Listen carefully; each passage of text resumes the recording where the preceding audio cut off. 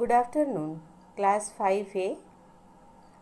I hope children आप लोग अच्छे होंगे और आपकी पढ़ाई लिखाई भी अच्छी चल रही होगी। आज हम लोगों ने जूम क्लास भी किया। मेरे ख्याल से आप सब कोई को बहुत अच्छा लगा होगा जूम क्लास में पढ़ना। टीचर के सामने बैठकर पढ़ना ये एक अलग ही एक्सपीरियंस होता है। तो चिल्ड्रेन आज हम लोग जो है वह नया चैप्टर शुरू करेंगे। वह चैप्टर है सच्चाई की खेती। चिल्ड्रेन यह चैप्टर आपके सेकेंड टर्म का लास्ट चैप्टर है। मैं ये चैप्टर शुरू करने से पहले आप लोगों को कुछ बातें बताना चाहूँगी। देखो, हम लोग जो हैं वह बच्चों को हमेशा शिक्षा देते हैं कि सदा सच बोलो। घर में आपके माता पिता आपको बोलते हैं सच बोलने के लिए, और स्कूल में अध्यापक अध्यापिकाएं जो हैं हमेशा कहती रहती हैं कि सच बोलो। सच ही बोलना चाहिए, झूठ बोलना पाप होता है। एक बात मैं आपको बताऊंगी कि जब आदमी जीवन की परिस्थितियों में घिर जाता है, जब उसके प्राण संकट में पड़ जाते हैं, उस समय उसके प्राण को बचाने के लिए जो झूठ बोला जाता है वह झूठ सच से भी महान होता है, सच से भी बड़ा होता है। क्योंकि जीवन जो है वह अमूल्य है। दुनिया के किसी भी वस्तु के द्वारा जीवन को खरीदा नहीं जा सकता है। इसलिए दीन दुखियों की मदद करने के समय में, किसी के प्राणों की रक्षा के समय अगर आदमी झूठ बोलता है तो वह झूठ झूठ नहीं होता है, सच के बराबर हो जाता है। यही चीज़ हम लोग आज इस कहानी में पढ़ेंगे। एक बार अकबर की बेगम अपने राजमहल के अपने कमरे में टहल रही थी। टहलते टहलते अचानक उनसे लगकर एक फूलदान टूट जाता है। फूलदान टूटने पर बेगम बड़ी चिंतित हो उठती है। वह सोचती है कि यह फूलदान अकबर को बड़ा प्यारा था।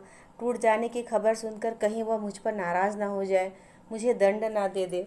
क्योंकि वह जो है उन्हें अकबर को वह फूलदान एक चीनी व्यापारी ने दिया था और वह अकबर को बहुत प्रिय था।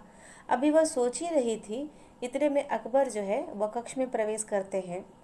कक्ष में अकबर को कुछ कमी सी महसूस होती है। वह जब निरखते हैं पूरे कक्ष को, कमरे को, तो उनका फूलदान उन्हें नज़र नहीं आता है। तो उन्होंने अपनी बेगम से पूछा कि फूलदान कहाँ गया। तो बेगम उनकी झूठ बोल देती है, कहती है कि नौकर साफ करने के लिए ले गया है। बेगम आज के लिए झूठ बोलकर बच जाती है। दूसरे दिन जब अकबर सोकर उठते हैं तो उनका मन प्रसन्न रहता है। तो उनका मन अच्छा देखकर, खुश देखकर बेगम जो है वह सच बोल देती है कि फूलदान मेरे हाथ से गिरकर टूट गया है, नौकर ने कुछ नहीं किया है। तो बादशाह को बड़ा गुस्सा आता है। कहते हैं कि तुम अगर फूलदान टूटने की बात मुझे बता देती तो मैं तुम्हें माफ़ कर देता, पर तुमने झूठ बोला है और इस झूठ का दंड मैं तुम्हें अवश्य दूंगा। इस झूठ का दंड ये है कि तुम आगरे से बाहर चली जाओ। बेगम ने अकबर के सामने बहुत मिन्नतें की, कहा गलती हो गया है, छोड़ दो। लेकिन अकबर नहीं माने और बेगम को विवश होकर आगरे के राजमहल से बाहर जाना पड़ा। यह बात सबको पता चल गया, पूरे दरबारियों को और प्रजा को पता चल गया कि अकबर ने एक झूठ बोलने के कारण अपनी बेगम को राजमहल से बाहर निकाल दिया है। अगले दिन अकबर अपने दरबार में बैठते हैं। दरबारियों से पूछते हैं कि आप लोगों ने तो कभी झूठ नहीं बोला है। तो सारे दरबारी चूँकि जानते थे कि घटना क्या घटी है, तो उन लोग डर के मारे कह देते हैं कि नहीं, हम लोगों ने कभी भी झूठ नहीं बोला है।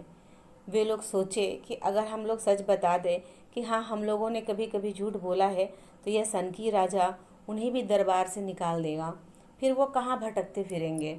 इसलिए सबने भय के मारे कह दिया कि नहीं, हम लोगों ने कभी झूठ नहीं बोला है।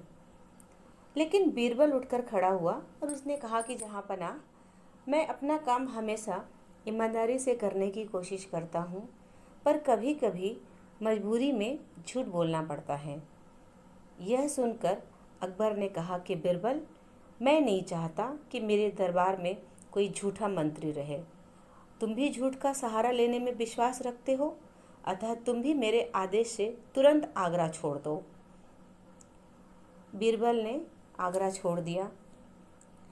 वह आगरा छोड़कर दूसरी जगह चला गया।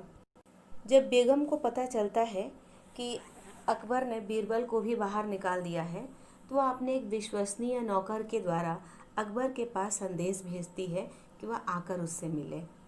बीरबल जब जाते हैं तो बेगम अपना दुखड़ा उनको सुनाती है।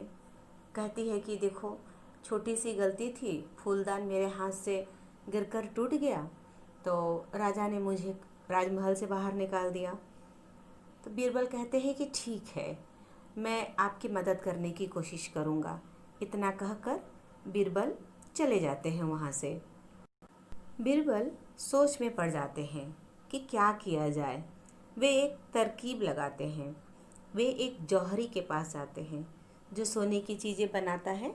उसके पास जाते हैं, उसे गेहूं के दाने दिखाकर कहते हैं कि तुम गेहूं के दाने सोने के बना कर दो, कुछ दाने दो, मुझे इसकी ज़रूरत है। वह जौहरी उन्हें सोने के दाने बनाकर दे देता है। बीरबल उस सोने के गेहूं को लेकर अकबर के पास पहुंचते हैं। अकबर के पास पहुंचकर कहते हैं कि महाराज, यह वे गेहूं के सोने के दाने हैं जो ज़मीन पर बो दिया जाए तो सोने की फसल खनकेगी। अकबर खुश हो जाते हैं, कहते हैं कि चलो, ये तो अच्छी बात है।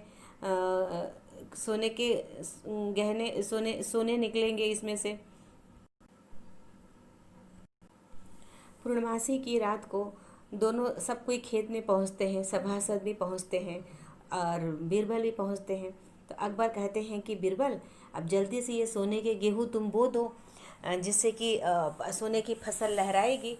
तो बीरबल कहते हैं कि नहीं महाराज, मैं ये सोने के गेहूँ नहीं बो सकता हूँ। ये सोने के गेहूँ तो वो ही बो सकते हैं जो ज़िंदगी में कभी झूठ न बोले हों। यह सुनकर सभी सभासद पीछे हो जाते हैं। अकबर ही सामने खड़े रहते हैं। तो बीरबल कहता है कि महाराज, पर आप तो कभी झूठ बोले नहीं हैं, तो आप ये सोने के दाने लीजिए और आप ही इन्हें बो दीजिए। ये सोने की अंकुर इसमें से निकलेंगे। तो अकबर जो है वह सोच में पड़ जाते हैं और कहते हैं कि नहीं, ऐसा कोई व्यक्ति नहीं हो सकता है जो ज़िंदगी में कभी झूठ ना बोला हो। हर कोई अपनी ज़िंदगी में कभी न कभी, कहीं ना कहीं झूठ ज़रूर बोलता है। उसके बाद बीरबल अकबर को अपनी गलती का एहसास हो जाता है और वे जान जाते हैं कि इस संसार में ऐसा कोई भी व्यक्ति नहीं है जो कभी झूठ बोला ही ना हो। तो उसने बेगम को बुला भेजा और बेगम से माफ़ी मांग ली।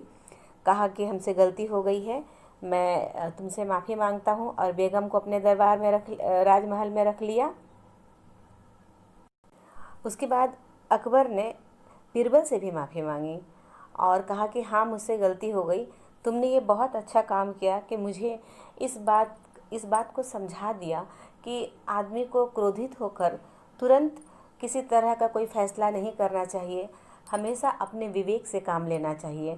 इस संसार में ऐसा कोई नहीं है जिसने कभी झूठ ना बोला हो। चिल्ड्रेन, तो हम लोगों ने देखा कि इस कहानी में किस तरह से बीरबल ने अपनी चतुराई का परिचय दिया और अकबर की बेगम को मुसीबतों से निकाला है। तो इस तरह से हमें हमेशा सच बोलना चाहिए, ये बात बिल्कुल सही है। लेकिन जब मुसीबत पड़े, जब किसी की जान बचानी हो, तो झूठ बोलकर किसी की जान बचाई जा सकती है, इसमें कोई भी गलती नहीं है। ठीक है क्लास, तो आज हम लोग यहीं पर समाप्त करते हैं। आप इस वीडियो को 1 से 2 बार सुनिएगा तो आपको पूरी स्टोरी समझ में आ जाएगी। आज के लिए बस इतना ही। Thank you class, thank you so much.